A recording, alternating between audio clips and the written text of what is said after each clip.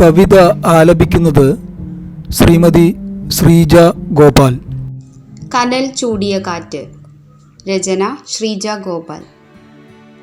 കലികാല കൽപ്പനക്കിരയായി കനലാട്ടമാടും ഋതുക്കളെ വഴിതെറ്റിയൊരു ചാറ്റൽ വന്നണഞ്ഞെങ്കിൽ വരളും ഭൂമിയെ പുണർന്നുവെങ്കിൽ പൊള്ളിപ്പിടഞ്ഞ മാനസത്തിൽ കനിവോടൊരിറ്റു വീണു നനഞ്ഞുവെങ്കിൽ പറവകൾ പിടയുന്നു വാനിലെങ്ങും താഴെ ഈ ഭൂമിയിൽ ജീവൻ ഉരുകുന്നു.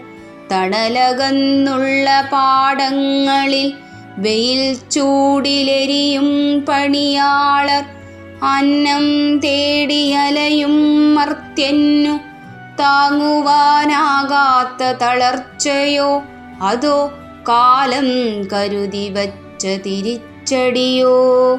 നാളുകൾ പിറകോട്ട് സഞ്ചരിക്കണം, ഭൂമിയിൽ പച്ചപ്പിൻ കുഞ്ഞുങ്ങൾ കാണാം. വെട്ടി വെളിപ്പിച്ചു കൂടാരം കെട്ടി മണ്ണിൻ മാറിൽ പ്രഹരമായി ചാർത്തി വീണുടഞ്ഞ കണ്ണീർ കാണാതെ പോയി. ഇന്നീ കാലചക്രം തീരമണയുമ്പോൾ ബാക്കിയായതെന്തെന്നോർക്കുക നാം.